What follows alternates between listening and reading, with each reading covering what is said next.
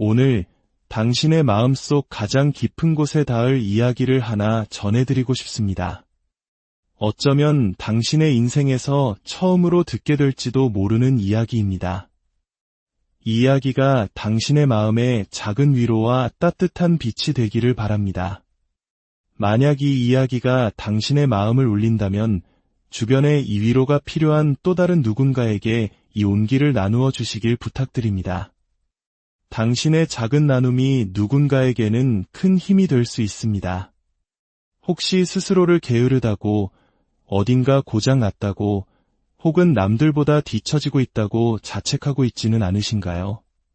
만약 그렇다면 이제 그만하셔도 괜찮습니다. 당신은 게으르지도 고장 나지도 않았습니다. 당신은 그저 애초에 당신의 것이 아니었던 무거운 짐을 대신 짊어지고 있었을 뿐입니다. 우리는 번영하는 법이 아닌 살아남는 법을 먼저 배웠습니다. 안전함을 느끼는 법이 아닌 그저 참고 견디는 법을 먼저 익혔습니다. 우리 부모님 세대를 떠올려 보면 어떨까요? 전쟁의 폐허 속에서 그리고 혹독했던 IMF 시기를 거치며 오직 생존을 위해 모든 것을 바쳐야 했던 그분들은 자녀에게 정서적인 안정감을 주는 법을 배울 기회조차 없었을지 모릅니다. 그분들에게는 하루하루를 버텨내는 것이 가장 큰 사랑의 표현이었을 테니까요. 그 시대의 무게가, 그 생존의 방식이 우리에게도 고스란히 대물림된 것은 아닐까요? 그래서 세상이 우리에게 더 적극적으로 나서라, 꾸준함을 보여라, 열정적으로 살아라, 대담해져라 라고 요구할 때 우리 안에 어떤 부분은 자꾸만 저항합니다. 그것을 원하지 않아서가 아닙니다. 우리 내면의 무언가가 아직 온전히 살아있어도 괜찮을 만큼 충분히 안전하다고 느끼지 못하기 때문입니다. 저명한 심리학자 칼 융은 이런 말을 남겼습니다. 무의식을 의식화하지 않으면 무의식이 당신의 삶을 지배하게 되는데 당신은 그것을 운명이라고 부를 것이다.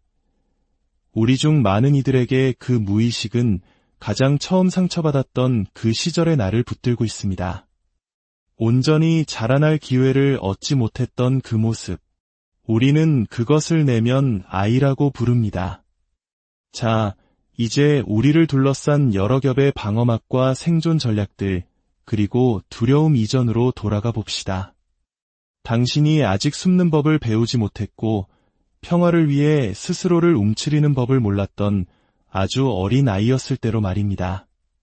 세상이 당신에게 무언가를 해내고 가치를 증명하고 완벽해지기를 기대한다는 사실조차 몰랐던 그 순수한 시절로 돌아가 봅시다. 그때의 당신은 그저 당신 자신이었습니다. 호기심 많고 마음이 열려 있었으며 부드럽고 정직했습니다. 필요한 것이 있으면 솔직하게 요구했고 아프면 소리내어 울었으며 부끄러움 없이 사랑을 향해 손을 뻗었습니다. 그 순수하고 여과되지 않은 모습의 당신은 결코 사라지지 않았습니다. 그 아이는 지금도 당신의 마음속 깊은 곳에서 당신이 알아봐 주기를 간절히 기다리고 있습니다. 이것이 바로 우리가 내면 아이에 대해 이야기하는 이유입니다. 내면 아이는 단순히 지나간 기억이나 추상적인 개념이 아닙니다. 그것은 당신의 정신 안에서 살아 숨쉬는 실체입니다. 당신이 처음으로 느꼈던 기쁨, 유대감, 사랑의 경험을 고스란히 간직하고 있습니다. 하지만 동시에 두려움과 버림받음, 그리고 수치심의 첫 경험 또한 똑같이 품고 있습니다. 칼 융은 아이라는 언형이 단순히 순수함의 상징이 아니라 모든 심리적 삶의 시작점이라고 말했습니다. 그는 아이가 잠재적인 미래이며 우리가 과거에 어떤 사람이었는지를 넘어 우리가 기꺼이 과거로 돌아가 외면했던 자신의 일부를 되찾으려 할 때 앞으로 어떤 사람이 될 수 있는지를 보여주는 존재라고 설명했습니다. 당신이 어렸을 때 당신의 신경계는 스펀지처럼 모든 것을 흡수했습니다. 사람들이 당신에게 무슨 말을 했는지 뿐만 아니라 그들이 당신을 어떤 눈빛으로 바라보았는지, 당신이 방에 들어섰을 때 미소를 지었는지, 당신의 눈물이 따뜻한 위로를 받았는지 아니면 차가운 질책을 받았는지, 그리고 사랑이 안전하게 느껴졌는지 아니면 무언가를 해야만 얻을 수 있는 조건부였는지까지도 말입니다. 당신의 정서적 욕구가 어떻게 충족되었는지 혹은 무시되었는지가 바로 지금의 당신을 만든 청사진이 되었습니다. 그래서 누군가 그냥 잊어버려 혹은 다 지난 일이잖아 라고 쉽게 말할 때 그들은 당신의 머리는 잊으려 애쓰지만 당신의 몸은 모든 것을 기억하고 있다는 사실을 이해하지 못하는 것입니다. 내면 아이는 우리가 인식하는 방식대로 시간을 이해하지 못합니다. 만약 당신이 5살 때 당신의 필요가 무시당했다면 당신 안에는 여전히 5살에 얼어붙어 있는 한 부분이 존재합니다.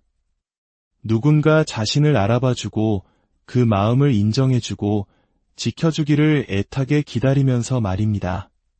그래서 지금 어른이 된 당신의 삶이 힘들어질 때 누군가 당신을 거절하거나 비난하거나 버려두고 떠날 때 때때로 거기에 반응하는 것은 성숙한 어른이 아니라 한때 세상에 보이지 않는 존재처럼 느껴졌던 바로 그 아이입니다. 어떤 특정 상황에서 유독 디스프로포어셔니틀이 고통스럽게 느껴졌던 경험 혹시 없으신가요? 예를 들어 누군가 문자에 답장하는 것을 잊었을 뿐인데 갑자기 세상이 무너지는 듯한 불안에 휩싸인다거나 누군가 목소리를 조금 높였을 뿐인데 완전히 얼어붙어 버린다거나 열심히 노력한 일에 대해 피드백을 받았을 때 속으로 완전히 무너져 내리는 경험 말입니다. 그것은 그 피드백이 부족해서가 아니라 당신 안의 어떤 부분이 나는 부족한 존재야 라고 느끼기 때문입니다. 그것이 바로 당신의 내면 아이가 보내는 신호입니다. 그리고 가장 힘든 부분은 이것입니다. 우리 대부분은 상처받은 내면 아이를 보호하기 위해 자신의 전체 인격을 구축해왔다는 사실입니다. 만약 당신이 높은 성취를 이루는 사람이 되었다면 그것은 사랑이란 노력해서 얻어야만 하는 것이라고 배웠기 때문일 수 있습니다. 만약 당신이 언제나 갈등을 중재하는 평화주의자가 되었다면 그것은 어린 시절의 갈등이 당신에게 극도로 위험하게 느껴졌기 때문일 수 있습니다. 만약 당신이 혼자 있기를 자처하는 사람이 되었다면 그것은 관계를 맺는 것이 곧 고통을 의미한다고 배웠기 때문일지도 모릅니다. 이 모든 것은 당신이 약해서 일어난 일이 아닙니다. 오히려 당신이 너무나 영리했기 때문에 일어난 일입니다. 당신은 살아남기 위한 최선의 방법을 찾아냈던 것입니다. 하지만 이제 당신은 더 이상 그때 그 아이가 아닙니다. 당신에게는 다른 종류의 힘이 있습니다. 그리고 그 힘의 일부는 부드럽고 용감하게 뒤돌아서서 여전히 과거에 살고 있는 당신의 일부를 마주하는 것에 있습니다. 칼 융은 밖을 보는 자는 꿈을 꾸고 안을 보는 자는 깨어난다고 말했습니다. 깨어난다는 것은 당신이 짊어진 두려움이 당신의 결점이 아니라 과거의 메아리임을 깨닫는 것입니다. 깨어난다는 것은 당신이 느끼는 수치심이 원래 당신의 것이 아니었음을 아는 것입니다. 그것은 자신의 가치를 제대로 보지 못했던 다른 누군가로부터 당신에게 건네진 것이었습니다. 깨어난다는 것은 당신의 내면 아이에게 다시 걸어가기 시작하는 것입니다. 그 아이를 꾸짖거나 고치기 위해서가 아니라 그저 따뜻하게 안아주기 위해서 말입니다. 진정한 치유는 당신의 과거를 부끄러워할 때가 아니라 그 과거 속으로 사랑을 가져갈 때 일어납니다. 그리고 어쩌면 처음으로 당신은 스스로에게 이렇게 말하기 시작할 것입니다. 내가 너를 보고 있어. 내 목소리를 듣고 있어. 그리고 다시는 너를 혼자 내버려두지 않을 거야. 바로 거기서부터 진정한 치유가 시작됩니다. 당신을 힘들게 하는 감정의 격발에 맞서 싸우는 것이 아니라 그것이 어디에서부터 왔는지 깊이 이해하는 것에서부터 말입니다. 당신 안의 아이는 당신의 약점이 아닙니다. 그 아이는 당신이라는 진실의 가장 근본적인 토대입니다. 일단 당신이 그 아이와 다시 연결되고 그 아이의 목소리, 그 아이의 슬픔, 그 아이의 갈망을 위한 자리를 만들어주기 시작하면 당신은 단지 과거를 치유하는 것을 넘어 당신의 미래를 자유롭게 하게 될 것입니다. 보이지 않는 상처에 대해 이야기해 봅시다. 눈에 보이는 흉터를 남기는 종류가 아니라 당신도 모르는 사이에 조용히 당신의 모든 것을 재구성하는 그런 상처 말입니다. 당신이 말을 할 때마다 스스로를 의심하게 만드는 상처, 밤늦도록 잠 못 들고 과거의 대화를 곱씹으며 무엇을 잘못했는지 찾아내려 애쓰게 만드는 상처, 그리고 그날그날 기분에 따라 너는 너무 과해, 혹은 너는 늘 부족해 라고 속삭이는 상처. 이것이 바로 내면 아이의 상처입니다. 이 상처는 숨어서 우리의 삶을 조종하고 우리는 그것을 우리의 성격이라고 착각하며 살아갑니다. 우리는 우리의 트라우마를 정상이라고 부르며 삶을 걸어가고 있습니다. 나는 원래 사람을 잘 믿지 않아 라고 말하지만 그 속뜻은 과거에 내가 의지했던 사람에게 깊은 상처를 받았어 일 수 있습니다. 나는 그냥 독립적인 사람일 뿐이야 라고 말하지만 그 의미는 누군가에게 기댈 때마다 실망했기 때문에 아무도 필요로 하지 않는 법을 배웠어 일 수 있습니다. 나는 갈등을 정말 싫어해 라고 말하지만 사실은 예전에 내 의견을 말했다가 무시당하거나 벌을 받았던 기억이 있어 라는 뜻일지도 모릅니다. 이러한 상처들은 그냥 생긴 것이 아닙니다. 크고 작은 순간들 속에서 당신의 감정적 현실이 부정당하고 당신의 경계가 침범당하고 당신의 감정이 침묵, 비아냥 혹은 수치심으로 돌아왔던 그 순간들로부터 비롯되었습니다. 트라우마는 당신에게 일어난 일만이 아닙니다. 그것은 또한 당신에게 일어나지 않은 일이기도 합니다. 아무도 당신을 때리지 않았을지라도 당신이 울 때 아무도 당신을 안아주지 않았을 수 있습니다. 아무도 소리치지 않았을지라도 아무도 당신의 이야기를 진정으로 들어주지 않았을 수 있습니다. 부모님이 물리적으로는 곁에 있었지만 정서적으로는 수만 리 떨어진 곳에 있었을 수도 있습니다. 그래서 당신의 내면 아이는 그 텅 빈 공간 속에서 스스로 의미를 만들어내기 시작했습니다. 사랑은 안전하지 않은 것이라고, 내 감정은 남에게 짐이 되는 것이라고, 인정받으려면 무언가를 해내야만 한다고, 약한 모습을 보이면 고통으로 이어진다고 결론 내렸을지도 모릅니다. 일단 이러한 믿음이 뿌리내리면 그것들은 조용히 당신의 삶을 운영하기 시작합니다. 당신은 끊임없이 사과하는 어른이 되고 좋은 일이 생겨도 그것을 누릴 자격이 없다고 느끼며 스스로 망쳐버리는 어른이 되고 더 많은 것을 요구하는 것이 불안해서 필요한 것보다 훨씬 적은 것에 만족하는 어른이 됩니다. 겉으로는 항상 괜찮아 보이지만 속으로는 무너져 내리고 있는 어른이 되는 것입니다. 당신은 이 모든 것이 어디서 시작되었는지조차 모릅니다. 그저 지쳤고 평화를 원하고 무언가 오랫동안 잘못되었다는 느낌만을 가지고 있을 뿐입니다. 하지만 여기 진실이 있습니다. 이러한 패턴들은 당신에게서 시작된 것이 아닙니다. 당신은 그것을 배웠습니다. 때로는 더 나은 방법을 몰랐던 사람들, 그들 자신도 상처받은 내면 아이를 가지고 있었던 사람들로부터 말입니다. 칼 융은 치유란 과거를 탓하는 것이 아니라 과거의 영향력을 의식하게 되는 것이라고 믿었습니다.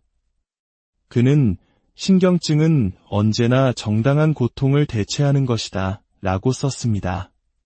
다시 말해 우리가 짊어진 진짜 고통이 과도한 생각, 불안, 완벽주의, 감정적 무딤과 같은 증상으로 변한다는 것입니다. 하지만 그 증상들 아래에는 우리가 애써 외면해온 진짜 슬픔이 있습니다. 인정받지 못했던 슬픔, 보호받지 못했던 슬픔, 너무 빨리 어른이 되어야만 했던 슬픔. 그리고 그 슬픔은 이제 목소리를 낼 자격이 있습니다. 상처받은 내면 아이는 당신이 그냥 앞으로 나아가길 원하지 않습니다. 그 아이는 인정받기를 원합니다.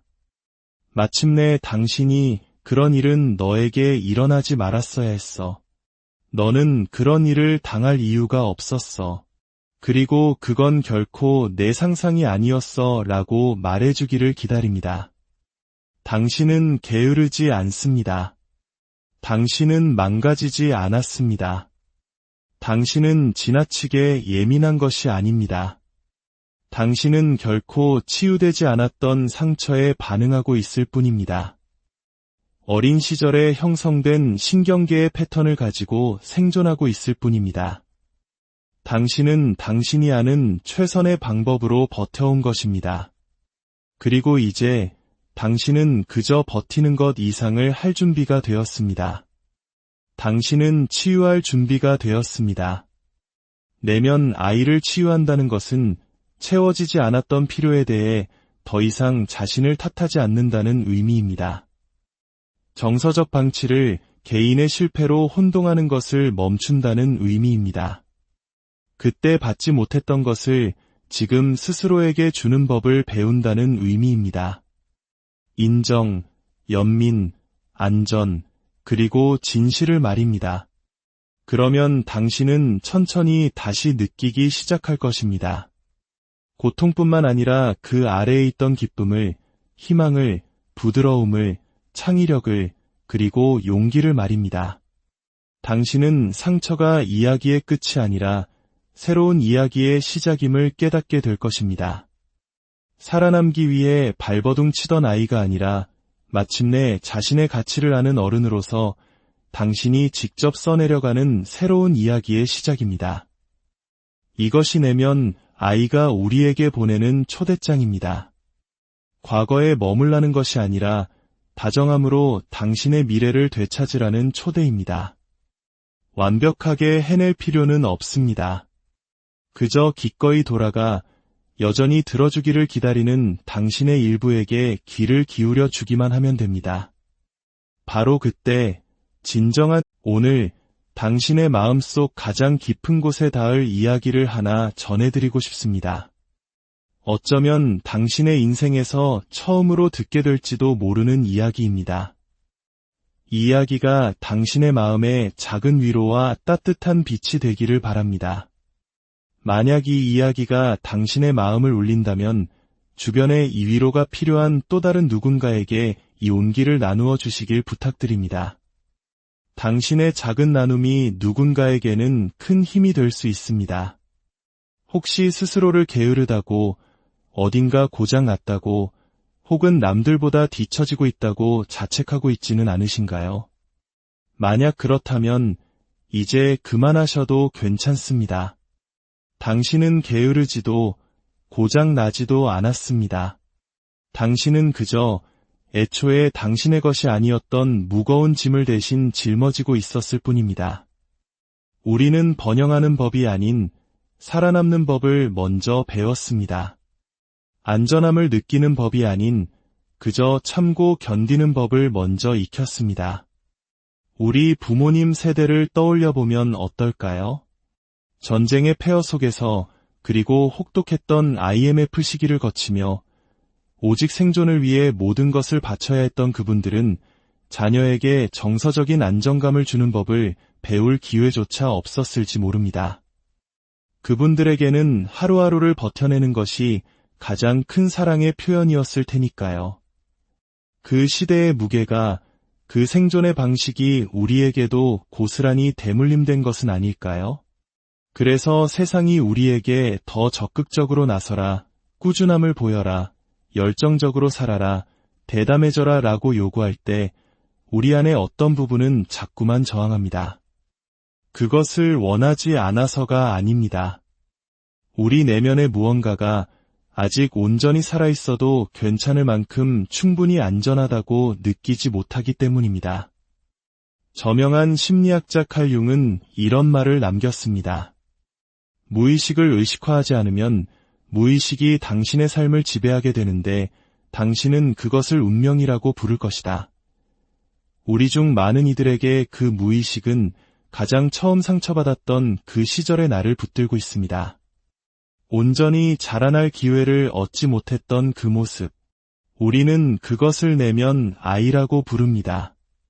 자, 이제 우리를 둘러싼 여러 겹의 방어막과 생존 전략들, 그리고 두려움 이전으로 돌아가 봅시다. 당신이 아직 숨는 법을 배우지 못했고, 평화를 위해 스스로를 움츠리는 법을 몰랐던 아주 어린 아이였을 때로 말입니다. 세상이 당신에게 무언가를 해내고, 가치를 증명하고, 완벽해지기를 기대한다는 사실조차 몰랐던 그 순수한 시절로 돌아가 봅시다. 그때의 당신은 그저 당신 자신이었습니다.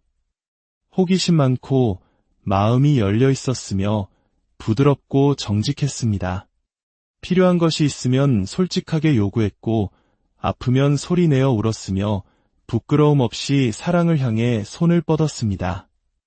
그 순수하고 여과되지 않은 모습의 당신은 결코 사라지지 않았습니다.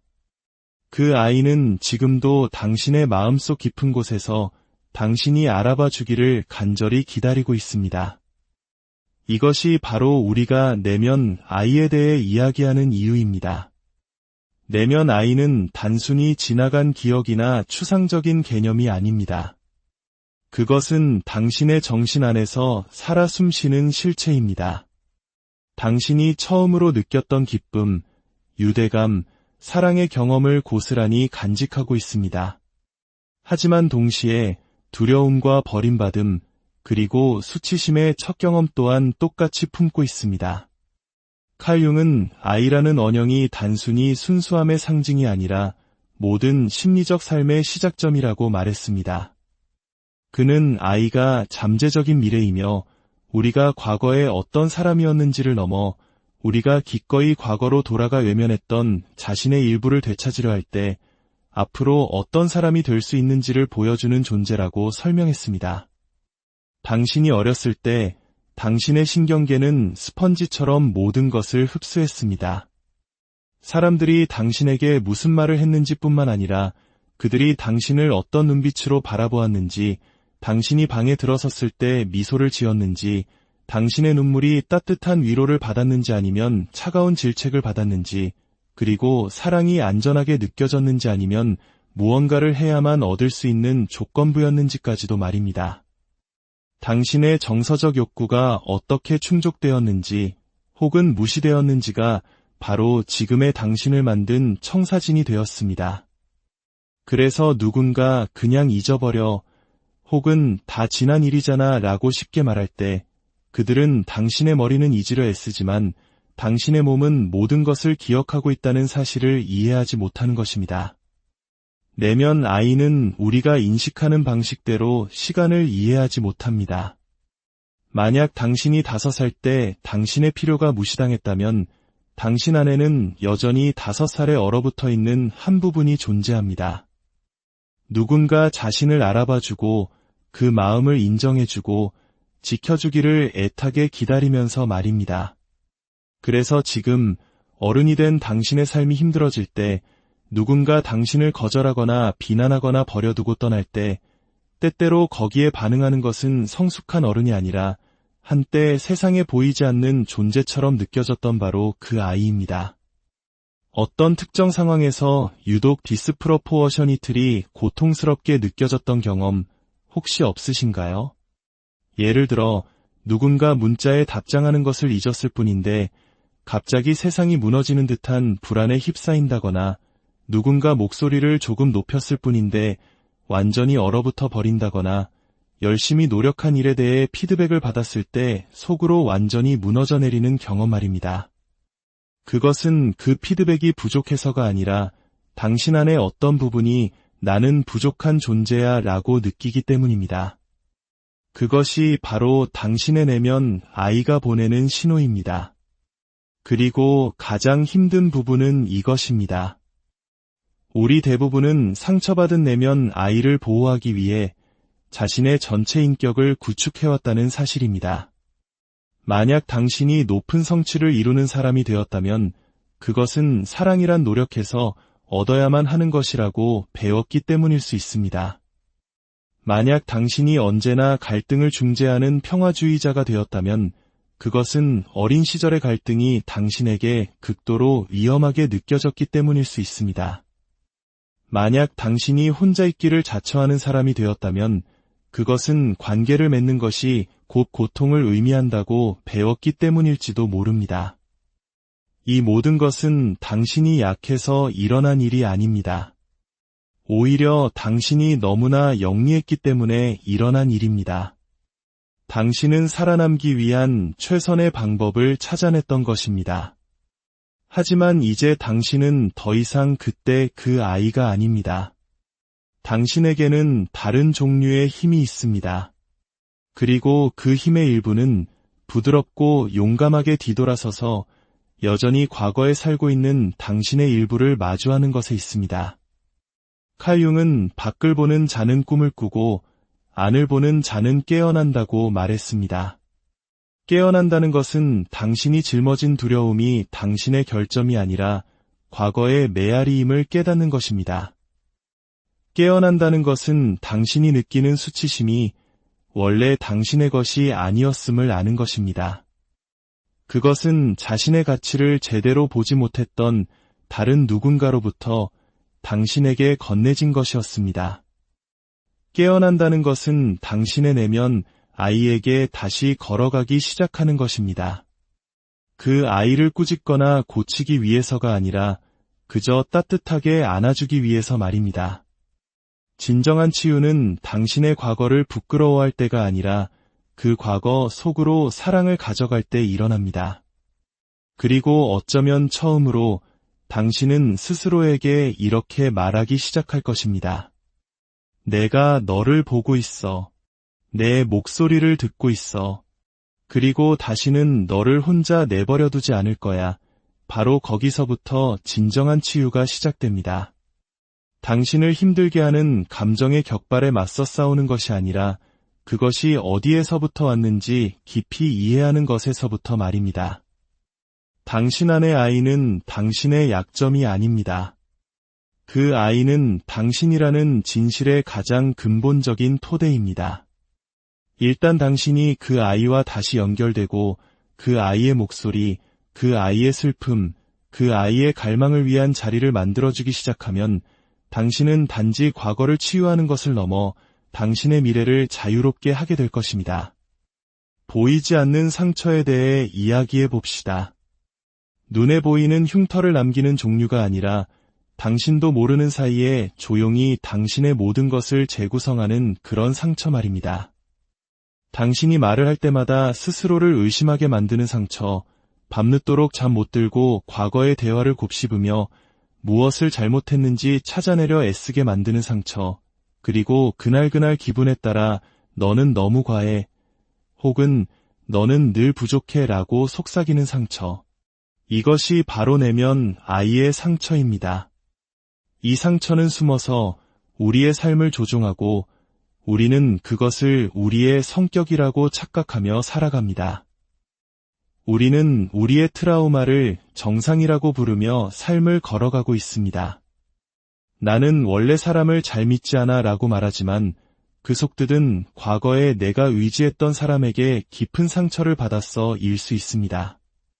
나는 그냥 독립적인 사람일 뿐이야 라고 말하지만 그 의미는 누군가에게 기댈 때마다 실망했기 때문에 아무도 필요로 하지 않는 법을 배웠어 일 수 있습니다. 나는 갈등을 정말 싫어해 라고 말하지만 사실은 예전에 내 의견을 말했다가 무시당하거나 벌을 받았던 기억이 있어 라는 뜻일지도 모릅니다. 이러한 상처들은 그냥 생긴 것이 아닙니다.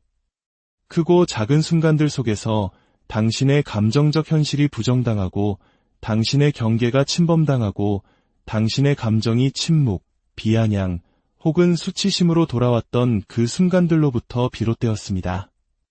트라우마는 당신에게 일어난 일만이 아닙니다. 그것은 또한 당신에게 일어나지 않은 일이기도 합니다.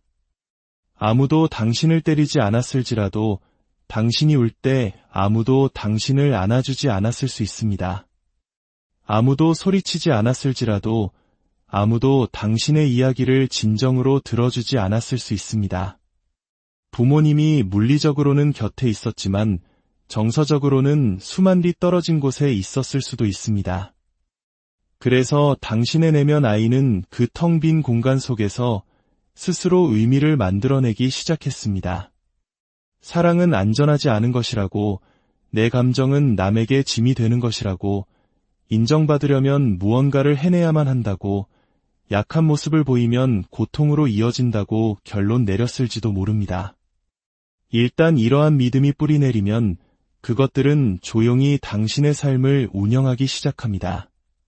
당신은 끊임없이 사과하는 어른이 되고 좋은 일이 생겨도 그것을 누릴 자격이 없다고 느끼며 스스로 망쳐버리는 어른이 되고 더 많은 것을 요구하는 것이 불안해서 필요한 것보다 훨씬 적은 것에 만족하는 어른이 됩니다. 겉으로는 항상 괜찮아 보이지만 속으로는 무너져 내리고 있는 어른이 되는 것입니다. 당신은 이 모든 것이 어디서 시작되었는지조차 모릅니다. 그저 지쳤고 평화를 원하고 무언가 오랫동안 잘못되었다는 느낌만을 가지고 있을 뿐입니다. 하지만 여기 진실이 있습니다. 이러한 패턴들은 당신에게서 시작된 것이 아닙니다. 당신은 그것을 배웠습니다. 때로는 더 나은 방법을 몰랐던 사람들, 그들 자신도 상처받은 내면 아이를 가지고 있었던 사람들로부터 말입니다.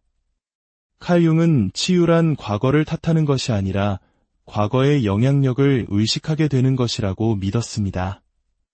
그는 신경증은 언제나 정당한 고통을 대체하는 것이다 라고 썼습니다. 다시 말해 우리가 짊어진 진짜 고통이 과도한 생각, 불안, 완벽주의, 감정적 무딤과 같은 증상으로 변한다는 것입니다. 하지만 그 증상들 아래에는 우리가 애써 외면해온 진짜 슬픔이 있습니다. 인정받지 못했던 슬픔, 보호받지 못했던 슬픔, 너무 빨리 어른이 되어야만 했던 슬픔. 그리고 그 슬픔은 이제 목소리를 낼 자격이 있습니다. 상처받은 내면 아이는 당신이 그냥 앞으로 나아가길 원하지 않습니다. 그 아이는 인정받기를 원합니다. 마침내 당신이 그런 일은 너에게 일어나지 말았어야 했어. 너는 그런 일을 당할 이유가 없었어. 그리고 그건 결코 내 상상이 아니었어 라고 말해주기를 기다립니다. 당신은 게으르지 않습니다. 당신은 망가지지 않았습니다.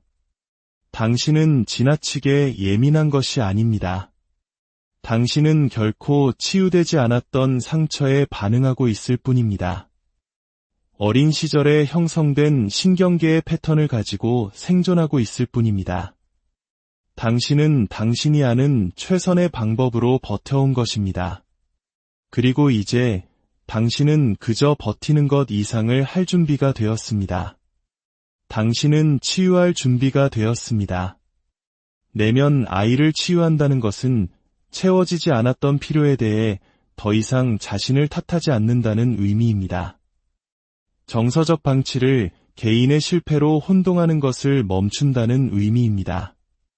그때 받지 못했던 것을 지금 스스로에게 주는 법을 배운다는 의미입니다. 인정, 연민, 안전, 그리고 진실을 말입니다. 그러면 당신은 천천히 다시 느끼기 시작할 것입니다. 고통뿐만 아니라 그 아래에 있던 기쁨을, 희망을, 부드러움을, 창의력을, 그리고 용기를 말입니다. 당신은 상처가 이야기의 끝이 아니라 새로운 이야기의 시작임을 깨닫게 될 것입니다. 살아남기 위해 발버둥 치던 아이가 아니라 마침내 자신의 가치를 아는 어른으로서 당신이 직접 써내려가는 새로운 이야기의 시작입니다. 이것이 내면 아이가 우리에게 보내는 초대장입니다. 과거에 머물라는 것이 아니라 다정함으로 당신의 미래를 되찾으라는 초대입니다. 완벽하게 해낼 필요는 없습니다. 그저 기꺼이 돌아가 여전히 들어주기를 기다리는 당신의 일부에게 귀를 기울여 주기만 하면 됩니다. 바로 그때 진정한 오늘 당신의 마음속 가장 깊은 곳에 닿을 이야기를 하나 전해드리고 싶습니다. 어쩌면 당신의 인생에서 처음으로 듣게 될지도 모르는 이야기입니다. 이 이야기가 당신의 마음에 작은 위로와 따뜻한 빛이 되기를 바랍니다. 만약 이 이야기가 당신의 마음을 울린다면 주변에 이 위로가 필요한 또 다른 누군가에게 이 온기를 나누어 주시길 부탁드립니다. 당신의 작은 나눔이 누군가에게는 큰 힘이 될 수 있습니다. 혹시 스스로를 게으르다고, 어딘가 고장 났다고, 혹은 남들보다 뒤처지고 있다고 자책하고 있지는 않으신가요? 만약 그렇다면 이제 그만하셔도 괜찮습니다. 당신은 게으르지도 고장 나지도 않았습니다. 당신은 그저 애초에 당신의 것이 아니었던 무거운 짐을 대신 짊어지고 있었을 뿐입니다. 우리는 번영하는 법이 아닌 살아남는 법을 먼저 배웠습니다. 안전함을 느끼는 법이 아닌 그저 참고 견디는 법을 먼저 익혔습니다. 우리 부모님 세대를 떠올려 보면 어떨까요? 전쟁의 폐허 속에서 그리고 혹독했던 IMF 시기를 거치며 오직 생존을 위해 모든 것을 바쳐야 했던 그분들은 자녀에게 정서적인 안정감을 주는 법을 배울 기회조차 없었을지 모릅니다. 그분들에게는 하루하루를 버텨내는 것이 가장 큰 사랑의 표현이었을 테니까요. 그 시대의 무게가, 그 생존의 방식이 우리에게도 고스란히 대물림된 것은 아닐까요? 그래서 세상이 우리에게 더 적극적으로 나서라, 꾸준함을 보여라, 열정적으로 살아라, 대담해져라 라고 요구할 때 우리 안의 어떤 부분은 자꾸만 저항합니다. 그것을 원하지 않아서가 아닙니다. 우리 내면의 무언가가 아직 온전히 살아있어도 괜찮을 만큼 충분히 안전하다고 느끼지 못하기 때문입니다. 저명한 심리학자 칼 융은 이런 말을 남겼습니다. 무의식을 의식화하지 않으면 무의식이 당신의 삶을 지배하게 되는데 당신은 그것을 운명이라고 부를 것이다. 우리 중 많은 이들에게 그 무의식은 가장 처음 상처받았던 그 시절의 나를 붙들고 있습니다. 온전히 자라날 기회를 얻지 못했던 그 모습. 우리는 그것을 내면 아이라고 부릅니다. 자, 이제 우리를 둘러싼 여러 겹의 방어막과 생존 전략들, 그리고 두려움 이전으로 돌아가 봅시다. 당신이 아직 숨는 법을 배우지 못했고 평화를 위해 스스로를 움츠리는 법을 몰랐던 아주 어린 아이였을 때로 말입니다. 세상이 당신에게 무언가를 해내고 가치를 증명하고 완벽해지기를 기대한다는 사실조차 몰랐던 그 순수한 시절로 돌아가 봅시다. 그때의 당신은 그저 당신 자신이었습니다. 호기심 많고 마음이 열려 있었으며 부드럽고 정직했습니다. 필요한 것이 있으면 솔직하게 요구했고 아프면 소리내어 울었으며 부끄러움 없이 사랑을 향해 손을 뻗었습니다. 그 순수하고 여과되지 않은 모습의 당신은 결코 사라지지 않았습니다. 그 아이는 지금도 당신의 마음속 깊은 곳에서 당신이 알아봐 주기를 간절히 기다리고 있습니다. 이것이 바로 우리가 내면 아이에 대해 이야기하는 이유입니다. 내면 아이는 단순히 지나간 기억이나 추상적인 개념이 아닙니다. 그것은 당신의 정신 안에서 살아 숨쉬는 실체입니다. 당신이 처음으로 느꼈던 기쁨, 유대감, 사랑의 경험을 고스란히 간직하고 있습니다. 하지만 동시에 두려움과 버림받음, 그리고 수치심의 첫 경험 또한 똑같이 품고 있습니다. 칼 융은 아이라는 언형이 단순히 순수함의 상징이 아니라 모든 심리적 삶의 시작점이라고 말했습니다. 그는 아이가 잠재적인 미래이며 우리가 과거에 어떤 사람이었는지를 넘어 우리가 기꺼이 과거로 돌아가 외면했던 자신의 일부를 되찾으려 할 때 앞으로 어떤 사람이 될 수 있는지를 보여주는 존재라고 설명했습니다. 당신이 어렸을 때 당신의 신경계는 스펀지처럼 모든 것을 흡수했습니다.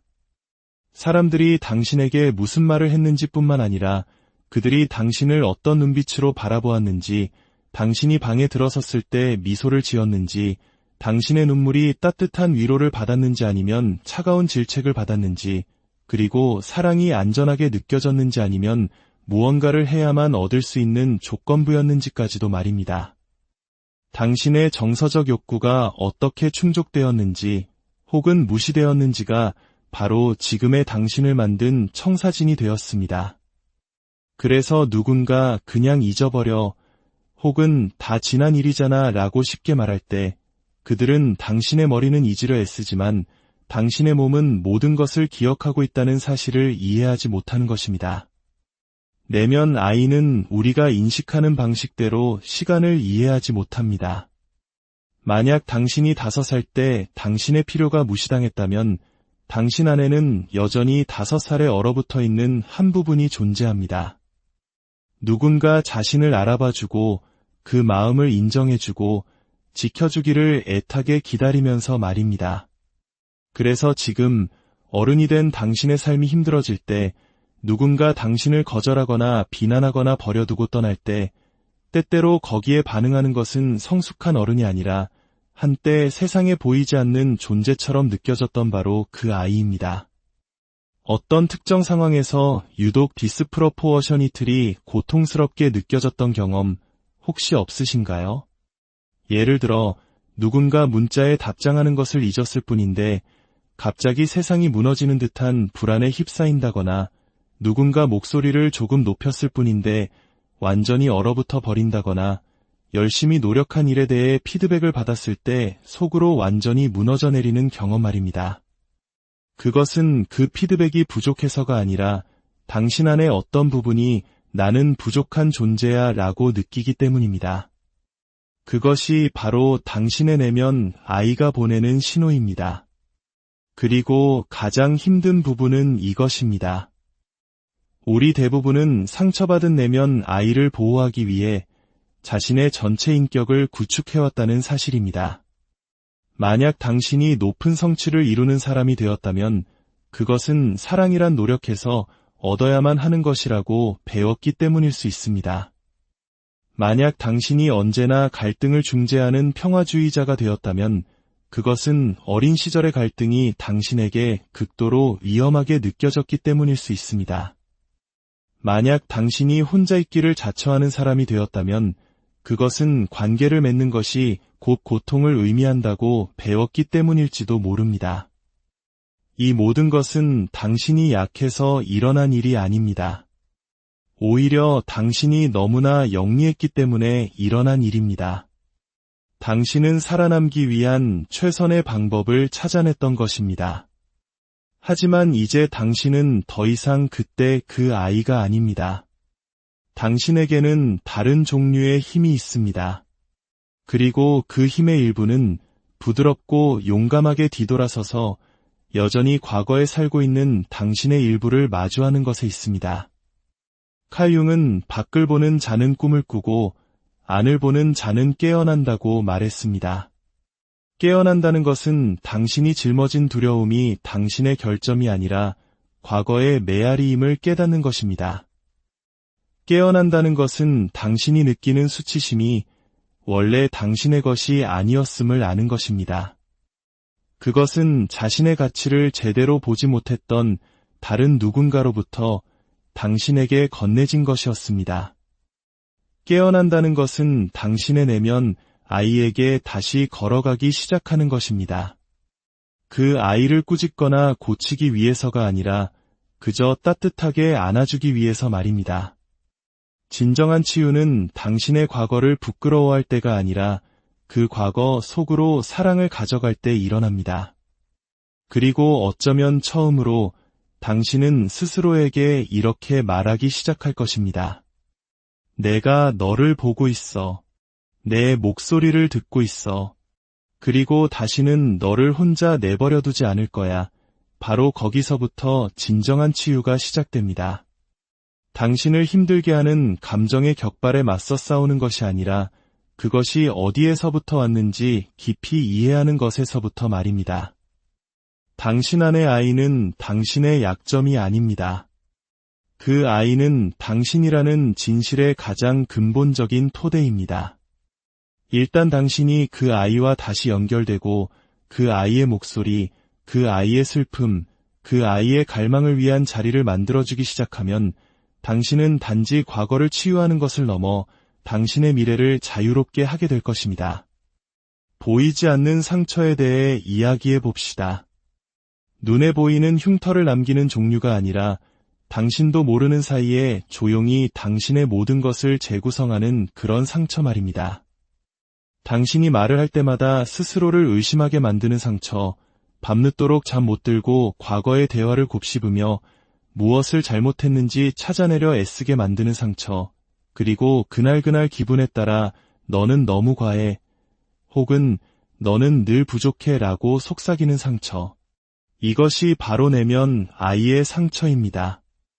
이 상처는 숨어서 우리의 삶을 조종하고 우리는 그것을 우리의 성격이라고 착각하며 살아갑니다. 우리는 우리의 트라우마를 정상이라고 부르며 삶을 걸어가고 있습니다. 나는 원래 사람을 잘 믿지 않아 라고 말하지만 그 속뜻은 과거에 내가 의지했던 사람에게 깊은 상처를 받았어 일 수 있습니다. 나는 그냥 독립적인 사람일 뿐이야 라고 말하지만 그 의미는 누군가에게 기댈 때마다 실망했기 때문에 아무도 필요로 하지 않는 법을 배웠어 일 수 있습니다. 나는 갈등을 정말 싫어해 라고 말하지만 사실은 예전에 내 의견을 말했다가 무시당하거나 벌을 받았던 기억이 있어 라는 뜻일지도 모릅니다. 이러한 상처들은 그냥 생긴 것이 아닙니다.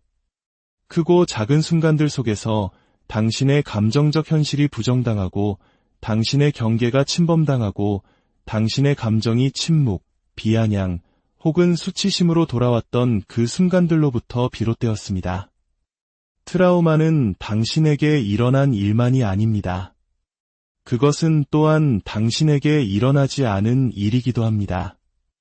아무도 당신을 때리지 않았을지라도 당신이 울 때 아무도 당신을 안아주지 않았을 수 있습니다. 아무도 소리치지 않았을지라도 아무도 당신의 이야기를 진정으로 들어주지 않았을 수 있습니다. 부모님이 물리적으로는 곁에 있었지만 정서적으로는 수만 리 떨어진 곳에 있었을 수도 있습니다. 그래서 당신의 내면 아이는 그 텅 빈 공간 속에서 스스로 의미를 만들어내기 시작했습니다. 사랑은 안전하지 않은 것이라고, 내 감정은 남에게 짐이 되는 것이라고, 인정받으려면 무언가를 해내야만 한다고, 약한 모습을 보이면 고통으로 이어진다고 결론 내렸을지도 모릅니다. 일단 이러한 믿음이 뿌리내리면 그것들은 조용히 당신의 삶을 운영하기 시작합니다. 당신은 끊임없이 사과하는 어른이 되고 좋은 일이 생겨도 그것을 누릴 자격이 없다고 느끼며 스스로 망쳐버리는 어른이 되고 더 많은 것을 요구하는 것이 불안해서 필요한 것보다 훨씬 적은 것에 만족하는 어른이 됩니다. 겉으로는 항상 괜찮아 보이지만 속으로는 무너져 내리고 있는 어른이 되는 것입니다. 당신은 이 모든 것이 어디서 시작되었는지조차 모릅니다. 그저 지쳤고 평화를 원하고 무언가 오랫동안 잘못되었다는 느낌만을 가지고 있을 뿐입니다. 하지만 여기 진실이 있습니다. 이러한 패턴들은 당신에게서 시작된 것이 아닙니다. 당신은 그것을 배웠습니다. 때로는 더 나은 방법을 몰랐던 사람들, 그들 자신도 상처받은 내면 아이를 가지고 있었던 사람들로부터 말입니다. 칼 융은 치유란 과거를 탓하는 것이 아니라 과거의 영향력을 의식하게 되는 것이라고 믿었습니다. 그는 신경증은 언제나 정당한 고통을 대체하는 것이다 라고 썼습니다. 다시 말해 우리가 짊어진 진짜 고통이 과도한 생각, 불안, 완벽주의, 감정적 무딤과 같은 증상으로 변한다는 것입니다. 하지만 그 증상들 아래에는 우리가 애써 외면해온 진짜 슬픔이 있습니다. 인정받지 못했던 슬픔, 보호받지 못했던 슬픔, 너무 빨리 어른이 되어야만 했던 슬픔. 그리고 그 슬픔은 이제 목소리를 낼 자격이 있습니다. 상처받은 내면 아이는 당신이 그냥 앞으로 나아가길 원하지 않습니다. 그 아이는 인정받기를 원합니다. 마침내 당신이 그런 일은 너에게 일어나지 말았어야 했어. 너는 그런 일을 당할 이유가 없었어. 그리고 그건 결코 내 상상이 아니었어 라고 말해주기를 기다립니다. 당신은 게으르지 않습니다. 당신은 망가지지 않았습니다. 당신은 지나치게 예민한 것이 아닙니다. 당신은 결코 치유되지 않았던 상처에 반응하고 있을 뿐입니다. 어린 시절에 형성된 신경계의 패턴을 가지고 생존하고 있을 뿐입니다. 당신은 당신이 아는 최선의 방법으로 버텨온 것입니다. 그리고 이제 당신은 그저 버티는 것 이상을 할 준비가 되었습니다. 당신은 치유할 준비가 되었습니다. 내면 아이를 치유한다는 것은 채워지지 않았던 필요에 대해 더 이상 자신을 탓하지 않는다는 의미입니다. 정서적 방치를 개인의 실패로 혼동하는 것을 멈춘다는 의미입니다. 그때 받지 못했던 것을 지금 스스로에게 주는 법을 배운다는 의미입니다. 인정, 연민, 안전, 그리고 진실을 말입니다. 그러면 당신은 천천히 다시 느끼기 시작할 것입니다. 고통뿐만 아니라 그 아래에 있던 기쁨을, 희망을, 부드러움을, 창의력을, 그리고 용기를 말입니다. 당신은 상처가 이야기의 끝이 아니라 새로운 이야기의 시작임을 깨닫게 될 것입니다. 살아남기 위해 발버둥 치던 아이가 아니라 마침내 자신의 가치를 아는 어른으로서 당신이 직접 써내려가는 새로운 이야기의 시작입니다. 이것이 내면 아이가 우리에게 보내는 초대장입니다. 과거에 머물라는 것이 아니라 다정함으로 당신의 미래를 되찾으라는 초대입니다. 완벽하게 해낼 필요는 없습니다. 그저 기꺼이 돌아가 여전히 들어주기를 기다리는 당신의 일부에게 귀를 기울여 주기만 하면 됩니다.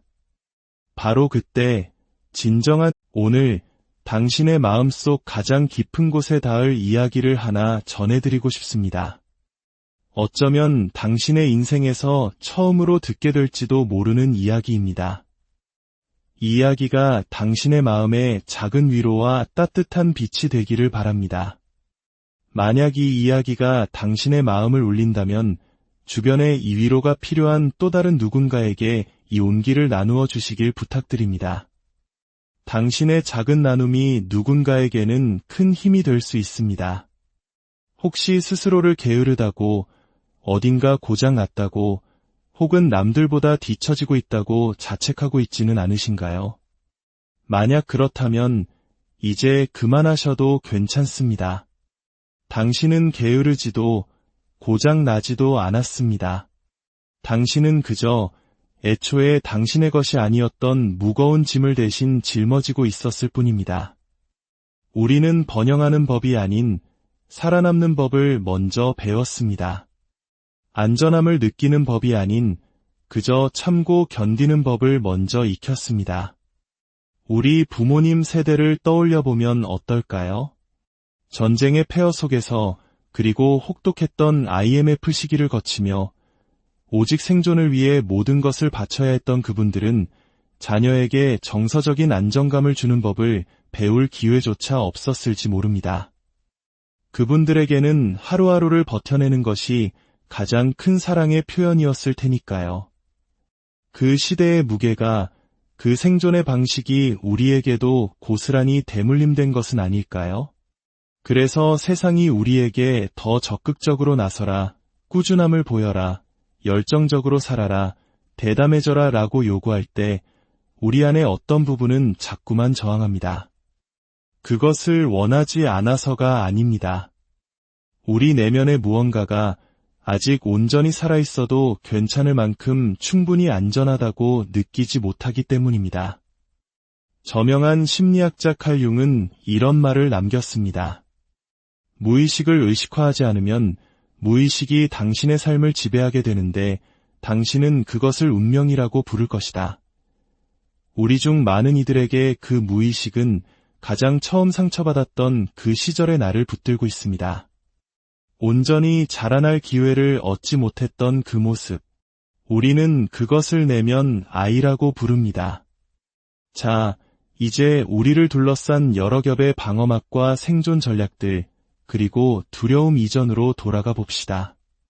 당신이 아직 숨는 법을 배우지 못했고 평화를 위해 스스로를 움츠리는 법을 몰랐던 아주 어린 아이였을 때로 말입니다. 세상이 당신에게 무언가를 해내고 가치를 증명하고 완벽해지기를 기대한다는 사실조차 몰랐던 그 순수한 시절로 돌아가 봅시다. 그때의 당신은 그저 당신 자신이었습니다. 호기심 많고 마음이 열려 있었으며 부드럽고 정직했습니다. 필요한 것이 있으면 솔직하게 요구했고 아프면 소리내어 울었으며 부끄러움 없이 사랑을 향해 손을 뻗었습니다. 그 순수하고 여과되지 않은 모습의 당신은 결코 사라지지 않았습니다. 그 아이는 지금도 당신의 마음속 깊은 곳에서 당신이 알아봐 주기를 간절히 기다리고 있습니다. 이것이 바로 우리가 내면 아이에 대해 이야기하는 이유입니다. 내면 아이는 단순히 지나간 기억이나 추상적인 개념이 아닙니다. 그것은 당신의 정신 안에서 살아 숨쉬는 실체입니다. 당신이 처음으로 느꼈던 기쁨, 유대감, 사랑의 경험을 고스란히 간직하고 있습니다. 하지만 동시에 두려움과 버림받음, 그리고 수치심의 첫 경험 또한 똑같이 품고 있습니다. 칼 융은 아이라는 언형이 단순히 순수함의 상징이 아니라 모든 심리적 삶의 시작점이라고 말했습니다. 그는 아이가 잠재적인 미래이며 우리가 과거에 어떤 사람이었는지를 넘어 우리가 기꺼이 과거로 돌아가 외면했던 자신의 일부를 되찾으려 할 때 앞으로 어떤 사람이 될 수 있는지를 보여주는 존재라고 설명했습니다. 당신이 어렸을 때 당신의 신경계는 스펀지처럼 모든 것을 흡수했습니다. 사람들이 당신에게 무슨 말을 했는지 뿐만 아니라 그들이 당신을 어떤 눈빛으로 바라보았는지, 당신이 방에 들어섰을 때 미소를 지었는지, 당신의 눈물이 따뜻한 위로를 받았는지 아니면 차가운 질책을 받았는지, 그리고 사랑이 안전하게 느껴졌는지 아니면 무언가를 해야만 얻을 수 있는 조건부였는지까지도 말입니다. 당신의 정서적 욕구가 어떻게 충족되었는지 혹은 무시되었는지가 바로 지금의 당신을 만든 청사진이 되었습니다. 그래서 누군가 그냥 잊어버려 혹은 다 지난 일이잖아 라고 쉽게 말할 때 그들은 당신의 머리는 잊으려 애쓰지만 당신의 몸은 모든 것을 기억하고 있다는 사실을 이해하지 못하는 것입니다. 내면 아이는 우리가 인식하는 방식대로 시간을 이해하지 못합니다. 만약 당신이 5살 때 당신의 필요가 무시당했다면 당신 안에는 여전히 5살에 얼어붙어 있는 한 부분이 존재합니다. 누군가 자신을 알아봐주고 그 마음을 인정해주고 지켜주기를 애타게 기다리면서 말입니다. 그래서 지금 어른이 된 당신의 삶이 힘들어질 때 누군가 당신을 거절하거나 비난하거나 버려두고 떠날 때 때때로 거기에 반응하는 것은 성숙한 어른이 아니라 한때 세상에 보이지 않는 존재처럼 느껴졌던 바로 그 아이입니다. 어떤 특정 상황에서 유독 디스프로포어셔니틀이 고통스럽게 느껴졌던 경험 혹시 없으신가요? 예를 들어 누군가 문자에 답장하는 것을 잊었을 뿐인데 갑자기 세상이 무너지는 듯한 불안에 휩싸인다거나 누군가 목소리를 조금 높였을 뿐인데 완전히 얼어붙어 버린다거나 열심히 노력한 일에 대해 피드백을 받았을 때 속으로 완전히 무너져 내리는 경험 말입니다. 그것은 그 피드백이 부족해서가 아니라 당신 안의 어떤 부분이 나는 부족한 존재야 라고 느끼기 때문입니다. 그것이 바로 당신의 내면 아이가 보내는 신호입니다. 그리고 가장 힘든 부분은 이것입니다. 우리 대부분은 상처받은 내면 아이를 보호하기 위해 자신의 전체 인격을 구축해왔다는 사실입니다. 만약 당신이 높은 성취를 이루는 사람이 되었다면 그것은 사랑이란 노력해서 얻어야만 하는 것이라고 배웠기 때문일 수 있습니다. 만약 당신이 언제나 갈등을 중재하는 평화주의자가 되었다면 그것은 어린 시절의 갈등이 당신에게 극도로 위험하게 느껴졌기 때문일 수 있습니다. 만약 당신이 혼자 있기를 자처하는 사람이 되었다면 그것은 관계를 맺는 것이 곧 고통을 의미한다고 배웠기 때문일지도 모릅니다. 이 모든 것은 당신이 약해서 일어난 일이 아닙니다.